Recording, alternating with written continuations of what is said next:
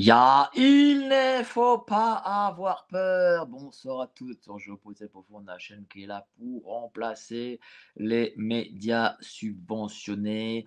On va parler de Candace Owens. Elle est en danger. Elle reçoit des menaces de mort. On va en parler comme évidemment Apolline de Malherbe n'en parlera jamais pour elle. Ce n'est pas une information. Elle n'a jamais cité le nom de Candace Owens. Pourquoi, Apolline de Malherbe, tu caches cela? Tu es au courant, comme l'ensemble des rédactions françaises. Donc, du coup, on le fera à la place d'Apolline. Mais avant ça, n'oubliez pas, adhérer au club Géopolitique Profonde, le seul club où les plus grands et les moins grands sont admis. Vous pourrez y côtoyer les meilleurs: Xavier Moreau, Sylvain Ferreira, Alain Soral, Pierre-Antoine Plagvent, Jean-Michel Vernochet, bien entendu, et tous les autres. Donc, oui, cette information est primordiale. On sort un peu de la politique. Ça va, on a compris. Macron, on a compris ce qu'il était, ce qu'il voulait faire, etc. Mais là, il y a des informations bien plus importantes. C'est suite aux révélations de Candace Owens, eh bien, on cherche à se débarrasser d'elle. Alors, elle explique que depuis 2024, on cherche à s'en débarrasser, mais il y a eu une accélération en septembre 2025 avec la plainte des Macron. Alors Macron, euh, les Macron ont porté plainte contre elle, 43 chefs d'accusation, d'après Madame Candace Owens. C'est une action de diversion, on le sait, on l'a compris, mais il faut savoir que derrière cela, des barbouzes ont été embauchés par le cabinet élyséen. Cette information a été sortie par les grands médias. Voilà. Donc vous avez des barbouzes, des gens de la CIA, du FBI qui ont été embauchés. Et vous savez très bien, ces gens-là, ce ne sont pas des communicants, parce qu'on veut nous faire croire que ces gens-là sont des communicants, et donc, par conséquent, en fait, c'est juste des communicants de crise. Ce n'est bien entendu pas le cas.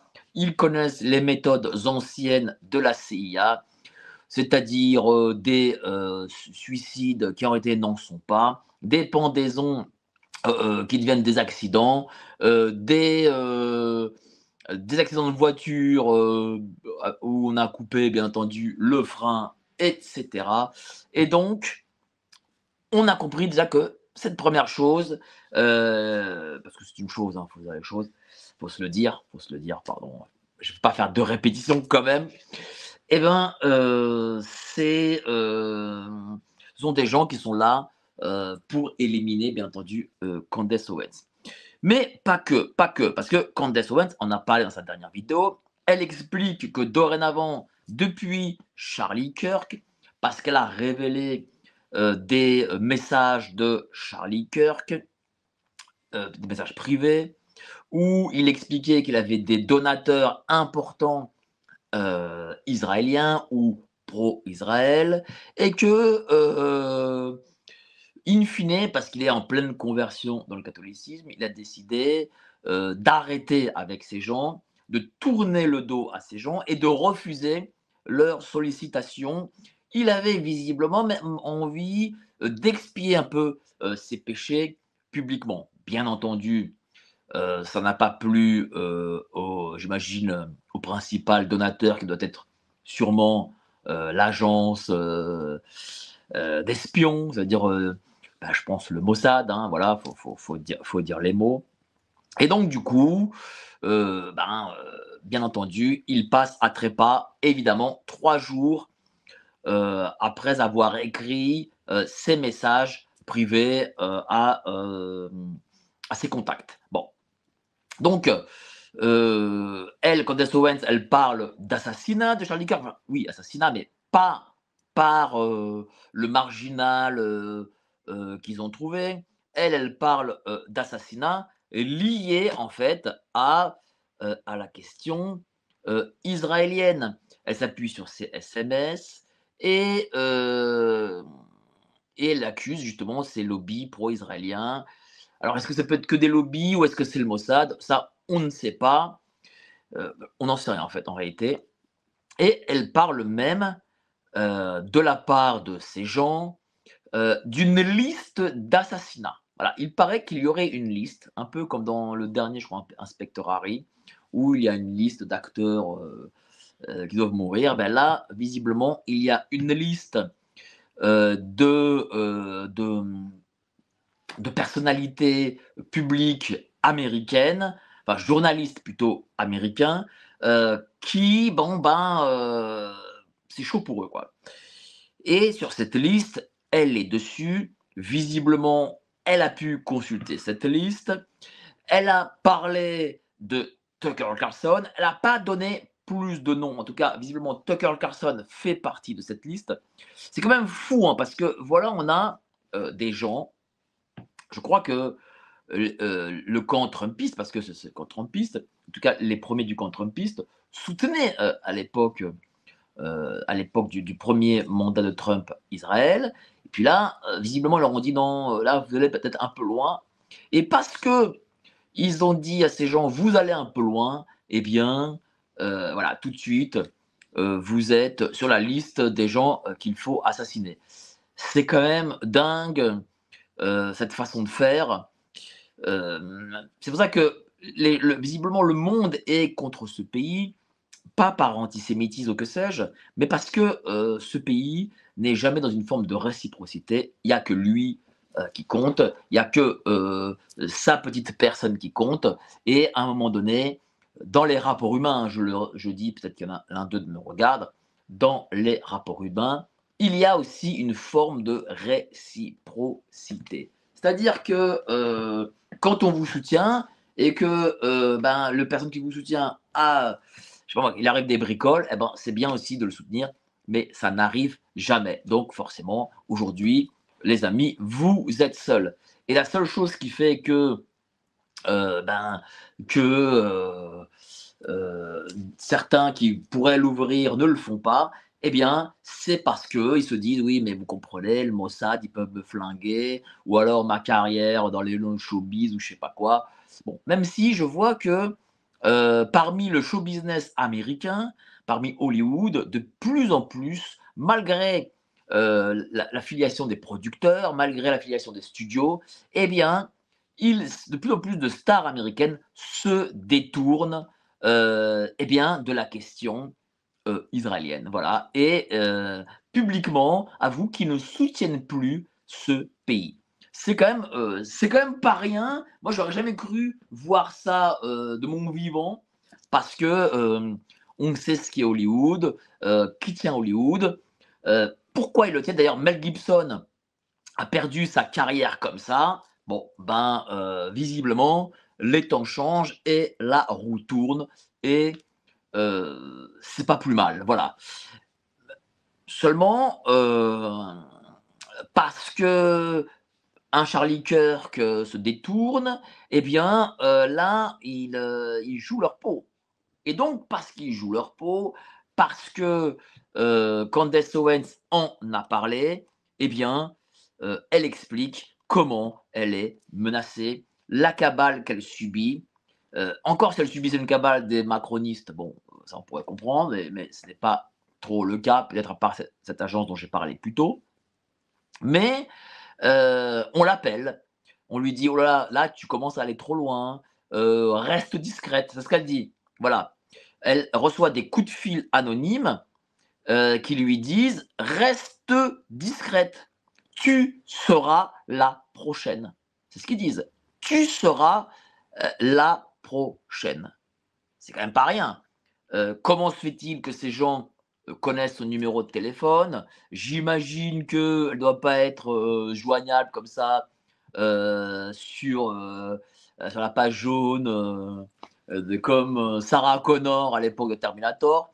J'imagine que ça doit être vachement compliqué de pouvoir la contacter sur son téléphone portable. Et bien, visiblement, ces gens bon, bah, de toute façon, c'est des services, hein, donc forcément, les services ont les numéros de tout le monde et peuvent, ont les adresses, les coordonnées et peuvent euh, faire ce qu'ils ont à faire auprès de tout le monde.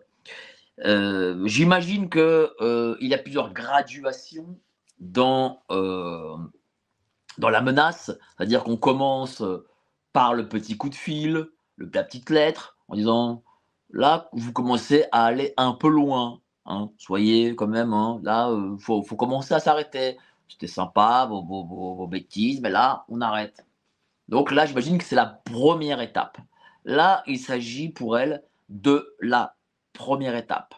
Heureusement, elle n'est pas aussi courageuse, elle est beaucoup plus courageuse qu'un macroniste sur BFM. Et donc, du coup, elle nous en parle. Elle l'a expliqué dans sa dernière vidéo et elle s'est prémunie. Elle parle d'une assurance vie. Elle a une assurance vie qui fait que s'il lui arrive quelque chose, eh bien, ce quelque chose, enfin, eh bien, des informations sortiront. Et elle donne d'ailleurs des conseils. Si vous-même travaillez un peu dans le domaine sur lequel elle travaille, c'est d'avoir un maximum de témoins, d'envoyer vos travaux. Elle parle de 8 personnes, d'envoyer vos travaux à 8 personnes différentes, et ainsi de suite, et de faire connaître vos travaux. Et bon, même si être public, faire ce qu'elle fait, ne prémunit pas d'un assassinat. On l'a vu avec Monsieur Charlie Kirk, il était excessivement public. Voilà, il avait énormément d'abonnés. J'imagine que ce qui se passait, parce qu'il devait pressentir quelque chose aussi. Ce qui s'est passé aussi, ben, il l'a dit à Candace Owens et d'autres. Pourtant, ça ne l'a pas prémuni de la mort. Parce que il faut se dire les choses. Candace Owens, elle pourra tout balancer, elle pourra envoyer à 200 amis, même s'il le faut. Aujourd'hui, nous ne sommes plus à l'époque d'années 80, 70, quand même 90. Aujourd'hui, il n'y a pas que des médias télévisuels ou radiophoniques, il y a des médias internet, l'information est tout le temps, partout. Et problème étant, c'est que ces gens, euh, ils ne sont pas que puissants, ils savent étouffer une affaire. Dans le sens où, rappelez-vous ce film, l'Opération Condor de Robert Redford. Donc, il était, je crois que c'était un gars de la CIA. Il revient, enfin, il va s'acheter à bouffer parce il était au bureau, puis il était avec ses collègues. Il va s'acheter à bouffer, il revient, tout le monde a été zigouillé. Et puis bon, qu'est-ce qui se passe pendant tout le film? Voilà, il essaie de fuir et tout, lui met une cabale sur la tête. Et puis, au final, il dit, je vais tout balancer. D'accord. Et ça se finit comme ça. On peut tout balancer, mais d'abord, première des choses, on peut balancer des dingueries. Je remarque que le public, bon, sauf le public qualifié et calibré. Nous, on a de la chance à Géopolitique Profonde, on a un public qualifié et calibré, c'est-à-dire des gens qui réfléchissent, des gens qui cogitent, qui essaient de voir plus loin que le bout de leur nez, et qui enquêtent et qui essaient de comprendre. Malheureusement, le public de masse n'est pas comme ça. Et donc, du coup, on peut balancer des dingueries. Le public de masse, si ces dingueries ne viennent pas d'un média qu'il pense légitime, donc affilié à l'État, à un système, à une organisation, eh bien, de toute façon, ça lui passe au-dessus. Voilà, déjà, première des choses.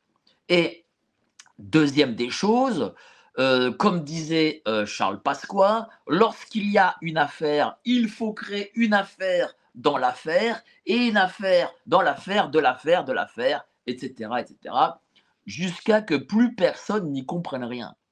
Et donc ça, ce sont ces deux méthodes qu'ils ont afin comment dire, taire une information. Et faut dire les choses, avoir des assurances-vie, malheureusement, ne protège pas les gens. Parce que voilà, j'alerte les gens parce que voilà, elle est menacée. Imaginons que par grand malheur, il se passe quelque chose, que son assurance vie est divulguée et à la face du monde, eh bien, que se passerait-il? Les gens de géopolitique profonde, les gens des médias tels que les nôtres comprendraient ce qu'il est réellement, mais le grand public, lui, ne comprendrait pas. Pourquoi? Parce que le système enverrait une affaire ou un mort ou une tuerie ou je ne sais quoi. Le commissaire des RG, Hubert Marty, avait donné une information qui était vraiment, pour moi, c'est une information capitale, hein. Pourtant, elle n'a pas fait le big buzz dans les grands médias, personne n'en a parlé. En tout cas, elle a donné sur notre plateau et il explique que Monsieur Boulin, lorsqu'il a été assassiné, il y avait la main de Jacques Messrine et il explique que Jacques Messrine, bon, n'a pas assassiné Boulin, mais en tout cas, il a permis, je pense, une logistique. Eh bien, c'était comme un ministre, c'était pas rien, c'était un ministre du Travail. Le gars, il devait être peut-être Premier ministre ou peut-être il aurait pu être président.